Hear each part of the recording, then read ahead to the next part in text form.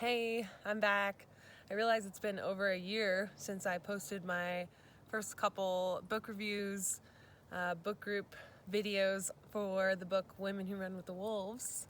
And yeah, I was sad to have stopped. I did keep reading the book, but I just didn't keep up with making the videos, and the book group never really came to fruition. But I still think it's been helpful for me to create this structure, for me to be reflecting on what I read. And it's such a dense book that without some kind of journaling and practice where I can maybe discuss it with others or hear others' ideas, it's harder for me to really get the depth that I want out of the book. As I said in my other videos, the book Women Who Run with the Wolves by Clarissa, Pinkola, Estés has been a really impactful book for me, and I really recommend you go back and watch my book review, the first video that I posted, kind of giving my overview of my history with reading this book and how it's impacted my life. And yeah, I'm just back at it again, and I was rereading the first chapter, which would have been my next chapter to share with you guys. So I figured I'd come on and share some of the insights that I had from this chapter. It's interesting, you know, the introduction, which I talked about in another video, was sort of dense and hard for me to get through, and I remember the first chapter dives right into a few stories, and these stories were really impactful for me. Like, the imagery in them has stuck with me. So the first chapter is called The Howl, Resurrection of the Wild Woman. And I love how she starts off just reviewing and reiterating the value of the story and of using story to feed the inner world.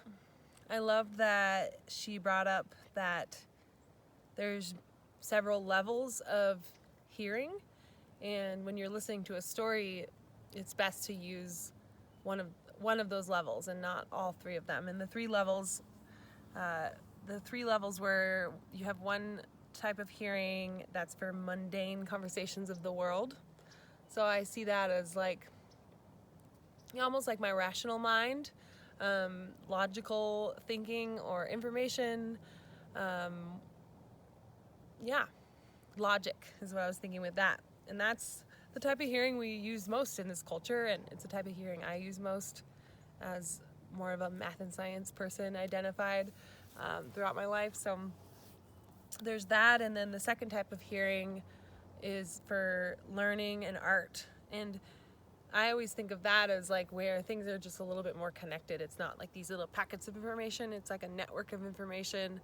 And that's something I've been really wanting to feel more and use that type of hearing more. So when I'm listening to someone tell a lecture or when I'm reading information, instead of just taking that information in through my first level of hearing, I try and actually add it to the map that I have created in my brain of all the things that are connected to that. So that's how I interpret the second level of hearing. And then the third level of hearing she talks about is the hearing for the soul, to hear guidance and to gain knowledge. And yeah, I can't really describe that any other way, but maybe the intuition, and she calls it the soul voice. And so yeah, that's a type of hearing that I've been wanting to access more, and it's really challenging, especially if you stay within the first two levels a lot. It's almost like sometimes that hearing doesn't seem to use words. A lot of times we'll use images. And in the same way, you know, going back to stories enter through that third type of hearing is my interpretation of what she said. So the story and the imagery and the archetypes and the journey that the characters are going on, you could take it through the first level of hearing and just hear the facts of what's happening. You could take it through the second level of hearing and you can see how it's all connected. Maybe it's even connected to your life and you can kind of hear that. But maybe the third level of hearing a story is not even trying to make sense of it, but just letting its essence kind of fill you and guide you and inspire you. that's kind of what I was feeling. So the first story she tells is Loloba, and the Loloba is a story of the wolf woman, the bone woman. She uses a bunch of names. I didn't really write them down for this archetype of the old woman, the old crone, the wise woman. It has to do with our instinctual nature, and yeah, she really does a beautiful job of describing it. I highly recommend reading that story.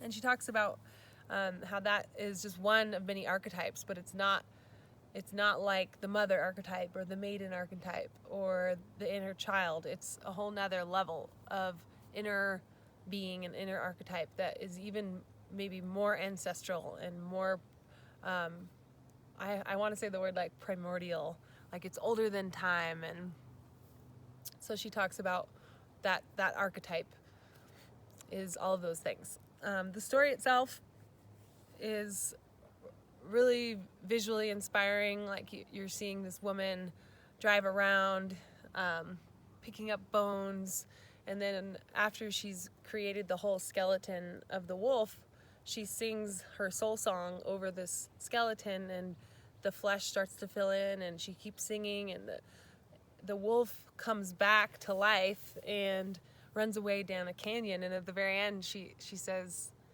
the wolf transforms into a laughing woman running down the canyon. So much symbology and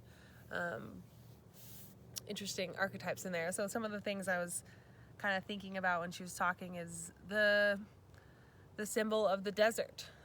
She talks about the desert in your psyche, because a lot of times in these stories in this book, she talks about how all the characters and all the aspects in the story are actually just parts of your psyche. They're not outside of you. It's not the desert that you're in. It's the desert of your psyche. So what does that mean to me?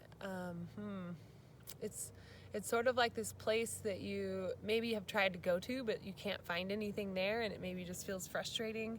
It's like, one of the things that came to mind is like being alone and being quiet, like being in a deprivation tank or trying to meditate. The desert is kind of that place where you don't know where to turn, and for a lot of us, including me sometimes, it's like painful to be in there, and you just want to get out. You just want to distract yourself or medicate yourself or figure out a way to not be there, because it's I got a bug on me. Boop. And some of the other specific symbols that she uses are obviously the old woman archetype, the wolf, and I just love when she talks about the wolf, because it's so cool thinking about the similarities, and she talked a little bit about that in the introduction too, so I don't want to go too deep into that, but I love the archetype of the wolf and the woman and the kind of connection between those two. Another big one was the singing. Singing itself, just as an act, it feels very magical, and in terms of those 3 levels of hearing, it definitely lives outside of the first realm. It lives in the art and learning. It lives in that soul voice, and that's, in some ways, like, singing is really scary for me, especially sharing singing, because it just feels really vulnerable, and it doesn't really make rational sense why it would feel so vulnerable, because it's just singing, like people sing. But for some reason I get really nervous, and I can talk in front of people, like I teach and I talk in front of people all the time, but somehow singing has always been much more nerve-wracking. So she talks about the symbol of singing, using your soul voice, and it's just one example of how you can sort of breathe life into the different aspects of your life. And that brings me to the bones. I think the bones are maybe the biggest symbol that she uses in this chapter. And I struggled, when I first read this story, I struggled to come up with like a tangible, it's like my logical brain was trying to go in and like say, what is the bone? What does she mean? It's not really a bone. So what does it mean? What does it symbolize?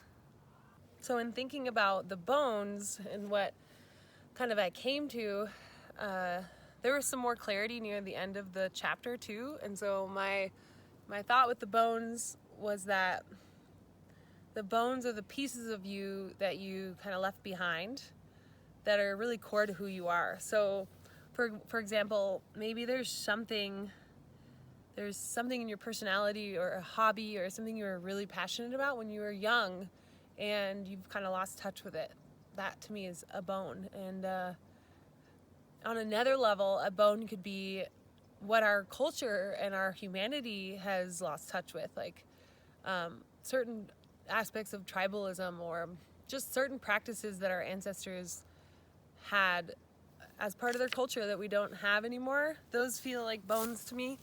So the word that comes to mind for bones is like remembering and excavating, because that's what you do with bones. When you're looking for bones, you're digging and you're brushing and you're cleaning off, and it really is what it feels like when you're really looking for those. What are the core aspects of who you are? Like, what makes you you? What's your mission? What's your purpose here? What are your passions? In the book, she said the bone is similar to a seed. The bone is the key to life. And she's digging in the dirt to find the bone. So she talks about, I love the part where she talks about digging and how it feels like a symbol when we're digging, when we're gardening, when we're harvesting, when we're digging up roots. It feels like a symbol of digging in our psyche for these deep core parts of who we are. I wanted to share another quote about the bones and about what the bones represent. So she says, "This is our meditation practice as women, calling back the dead and dismembered aspects of ourselves, calling back the dead and dismembered aspects of life itself." So I think that kind of sums it up. It's and again, I don't really think those things are dead, or else we wouldn't be able to bring them back to life. But I think that's the idea, is that we find them, we resuscitate them, and then we sing the soul song over them and bring them back to life. And it's a really good lesson and an important journey to go on that I think we're all on, whether we like it or not. I want to share a little bit about the second story before I share some questions.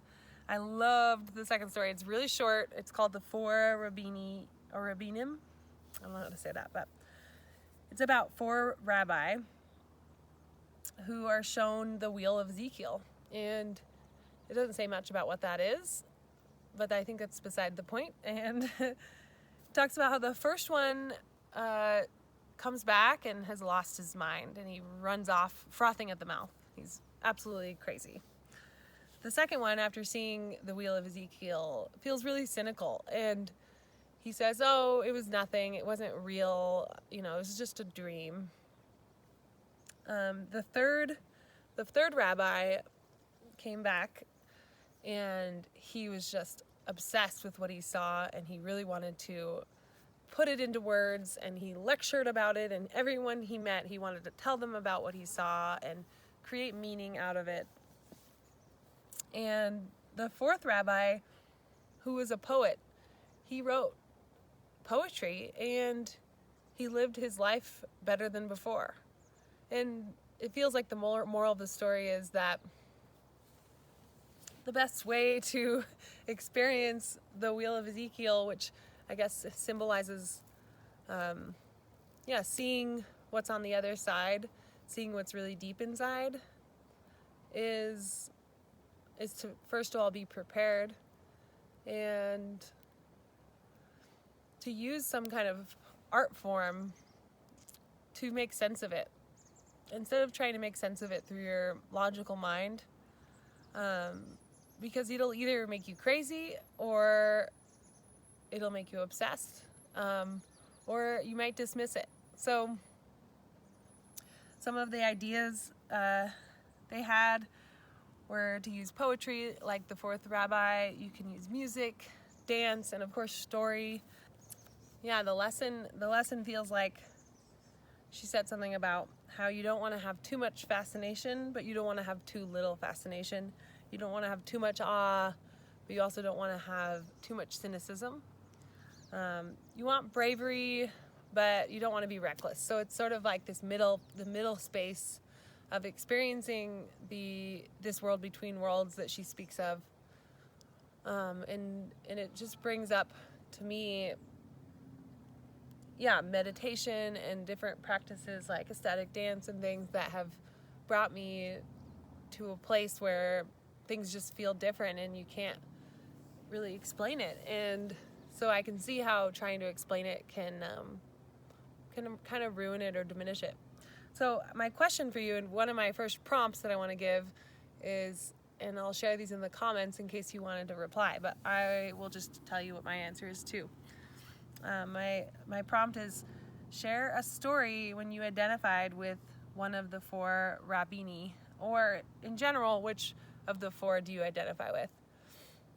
And the first one that I identified with the most was probably the 3rd rabbi who was obsessed and lectured. I think I tend to want to put things into words, and it's a way that I process and make sense of things, and to a fault. It can be a really helpful practice to try and share with other people, but it also can be frustrating. Like, sometimes I have something that I really want to share that I feel really excited about, and I can't really put it into words in a way that justifies it, and then the people I'm sharing it with just don't understand. And so it can be kind of frustrating to be that way.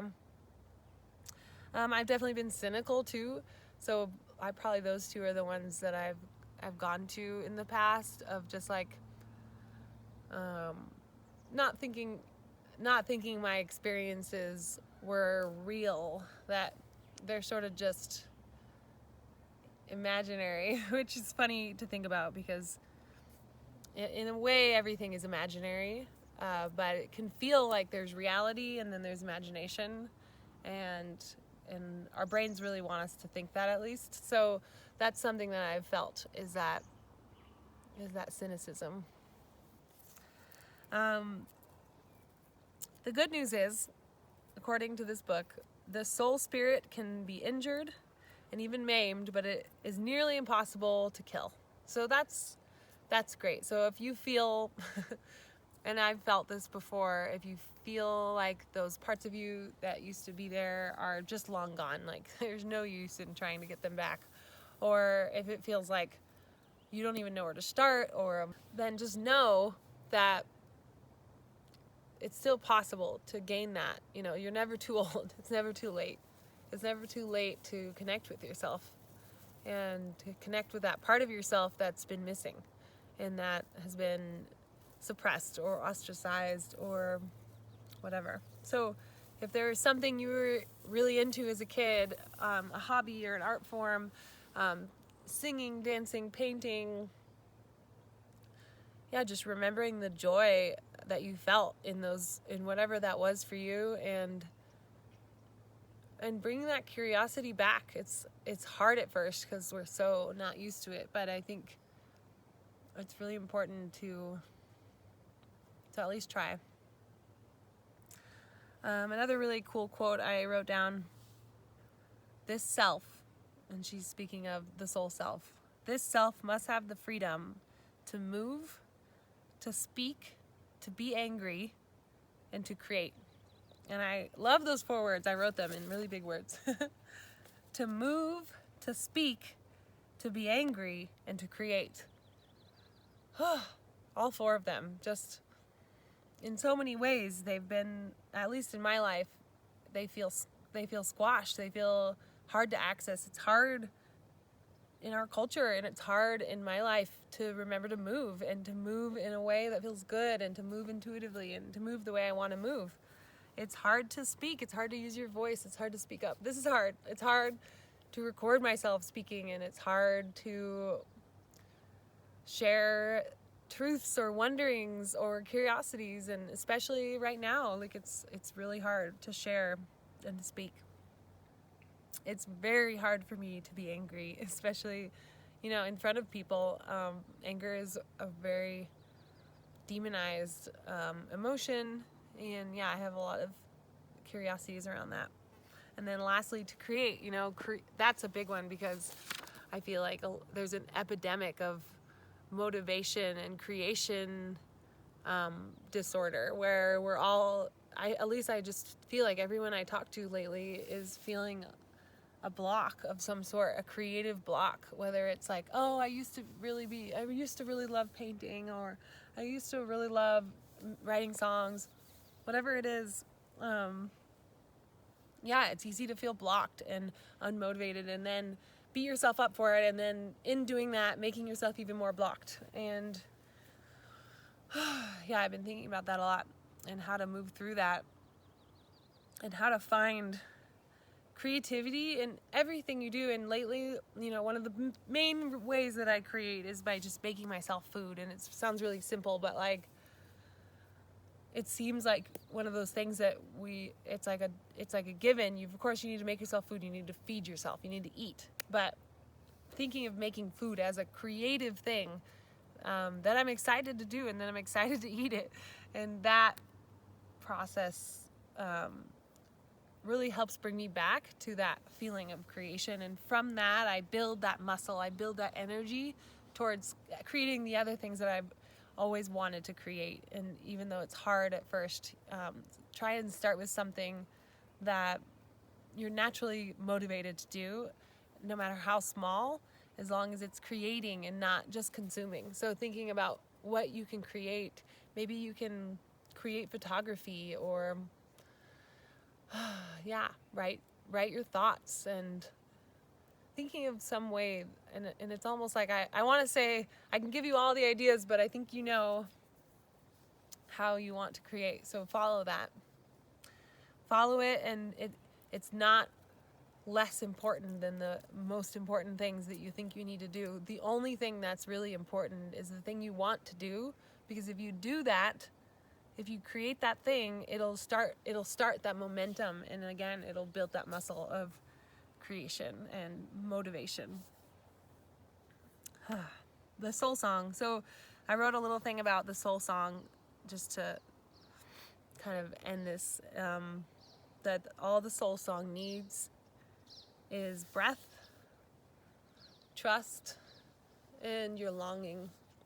And that kind of encompasses everything we've talked about. Like the breath, to me, that represents meditation and embodiment, and coming back to a centered space, and connecting with your really deep inner self, your truth.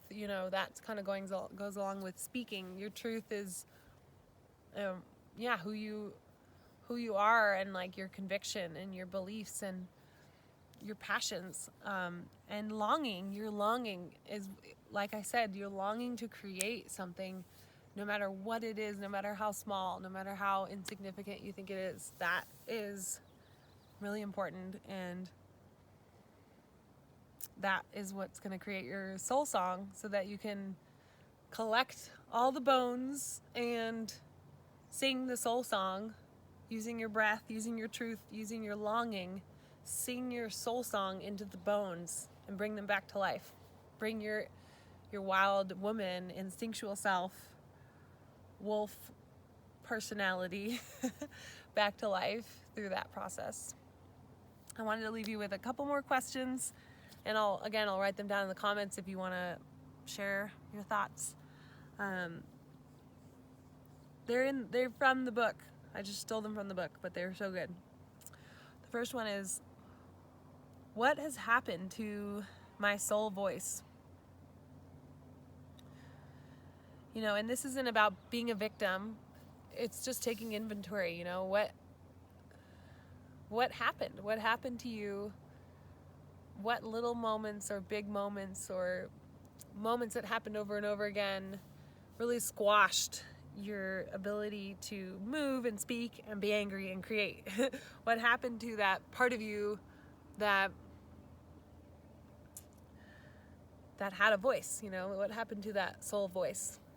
What happened to you listening? What happened to that small child who who knew what their needs were and who would ask for them or go get them.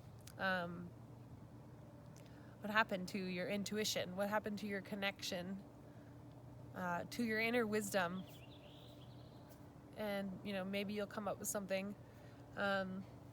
This is something I'm not really super sure about because I feel like it wasn't a specific thing, but I think it has a lot to do with, for me, has a lot to do with, like I've talked a little bit about, school and our culture and the culturation that we go through, that again, I don't want to demonize at all, but it's just part of the story and it's part of the journey, and I'm grateful for it.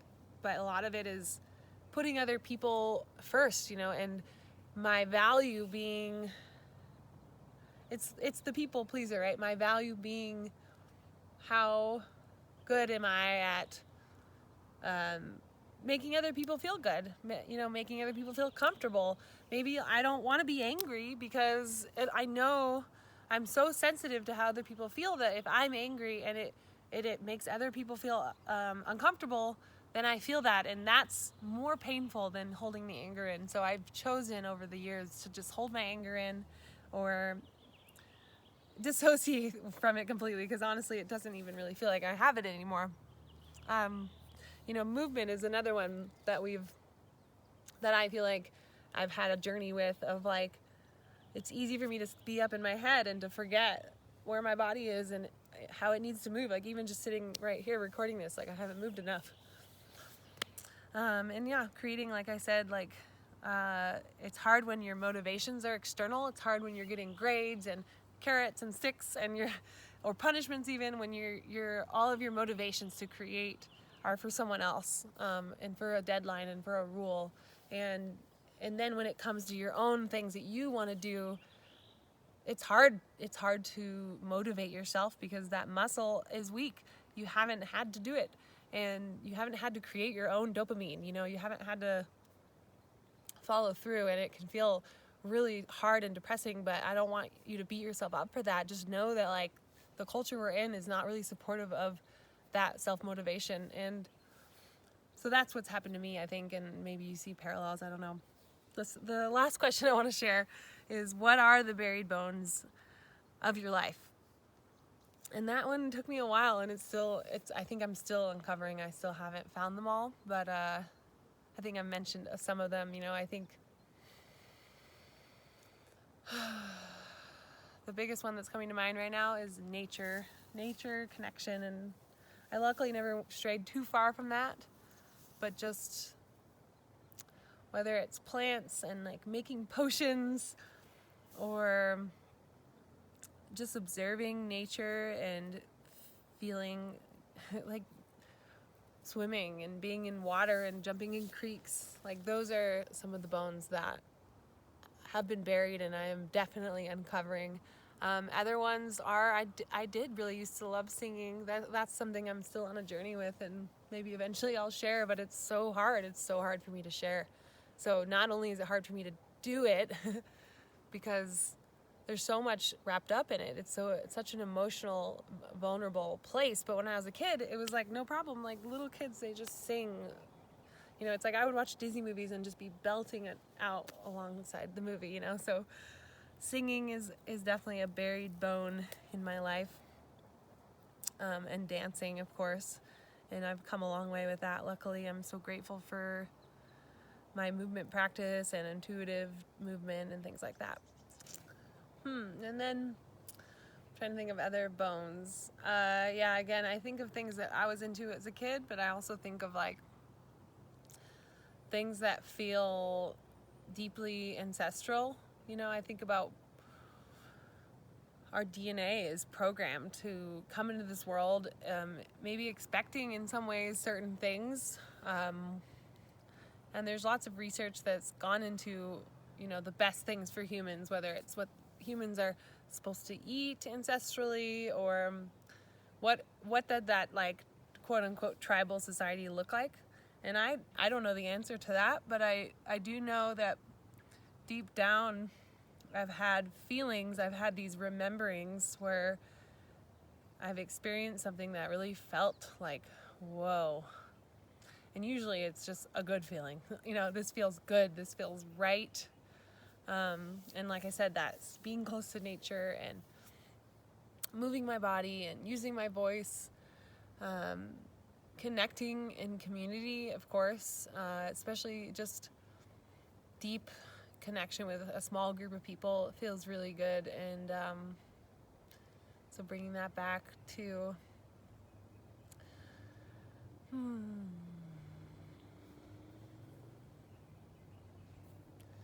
yeah, and then cooking. I mean, cooking and making potions, working with plants, like these are all things that feel not only like a remembrance from my own childhood, but a remembrance from a time before my life and before many generations of my ancestors, when we were more connected and when we were using what was around us to feed us and for medicine.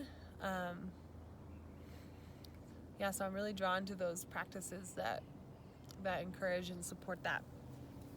And I'd love to hear what you think about those questions. So I'm going to repeat them.